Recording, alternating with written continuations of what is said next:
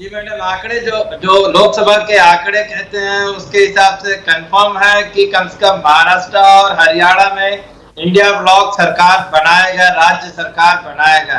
और झारखंड में जो है वो टक्कर हो सकती है। हरियाणा में देखिए 2-3 मुद्दे बहुत महत्वपूर्ण है मैडम।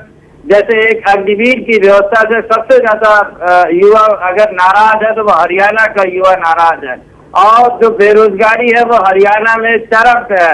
यानी जो ILO ने कहा था कि 83% ग्रेजुएट बेरोजगार है, वो हरियाणा में शायद 90 और 95% तक ग्रेजुएट बेरोजगार हैं। इसी तरह से किसानों की समस्याएं आपने देखी है कि हरियाणा में किस तरह से किसान आंदोलित रहा है और खट्टर सरकार और केंद्र सरकार ने उनके साथ कितना अमानवीय और बर्बरतापूर्ण व्यवहार किया है। तो ये 2-3 चीजें ऐसी हैं जो हरियाणा में इनकी विदाई तय है। ये साहस सिंह सैनी को लाए जरूर है, लेकिन उससे इनको कोई फायदा मिलने वाला नहीं रहा। और महाराष्ट्र का अभी तो RSS चीफ मोहन भागवत ने खुद कह दिया कि महाराष्ट्र में इन्होंने क्या किया है कि भ्रष्टाचारियों का वो बना लिया है, एक अड्डा बना लिया है। मतलब जो महायुति है भ्रष्टाचारियों का अड्डा बन के रह गई है, चाहे अशोक चौहान हो, चाहे अजीत पवार हो, छगन भुजबल हो, नारायण राय हो, तमाम ऐसे नाम है जिन पे तमाम भ्रष्टाचार के आरोप है। आज वो महायुति के साथ खड़े हैं, चाहे वो BJP में है, चाहे NCP अजीत पवार में है, चाहे शिवसेना शिंदे में है।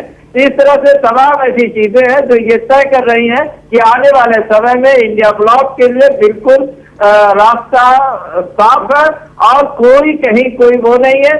जैसे हम समाजवादी पार्टी में पूरी 80 सीटों पे तैयारी कर रही थी, 288 सीटों पर अगर शिवसेना कह रही है कि मैं तैयारी कर रहा हूँ, इसका ये मतलब नहीं कि वो इंडिया ब्लॉक से अलग होने जा रही है। अगर हम सभी सीटों पे तैयारी नहीं करेंगे तो अपने गठबंधन को हम मदद कैसे करेंगे।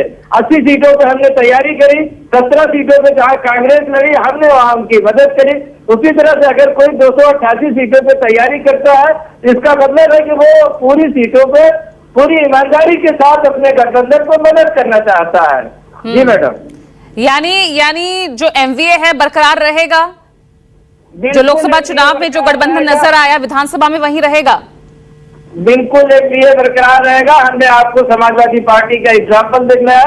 समाजवादी पार्टी के राष्ट्रीय अध्यक्ष ने बार बार कहा कि मैं 80 सीटों पर तैयारी कर रहा हूँ। इसका ये मतलब नहीं हुआ कि हमने 80 सीटें लड़ी। उसी तरह से अगर शिवसेना कह रही है कि वो 288 सीटों पे तैयारी कर रही है, इसका मतलब वो सभी सीटों पे अपने गठबंधन यानी 27 का यूपी का चुनाव भी आप साथ ही लड़ने वाले हैं, ये संकेत दे रहे हैं ना आप? अभी तक तो बिल्कुल इसमें कोई दो राय नहीं है कि इंडिया ब्लॉक में अभी तक कह दिया आपने, अभी तक तो है नहीं। देखिए ये तो मैं बिल्कुल नहीं कह सकता, लेकिन इंडिया ब्लॉक साथ में है, इसमें कोई दो राय नहीं। समाजवादी पार्टी और कांग्रेस ठीक है अरुण यादव, लेकिन झारखंड में तो चाहे आदिवासी या ST सीट्स पर जो लॉस बीजेपी को हुआ है उसको पाटने की तैयारी तो अभी से शुरू हो गई है। ओडिशा का आप एग्जाम्पल ले लीजिए, मोहन मांझी को CM बनाकर एक और आदिवासी कार्ड यहां पर खेलने की कोशिश की है, कहीं उसी वर्ग को साधने के लिए।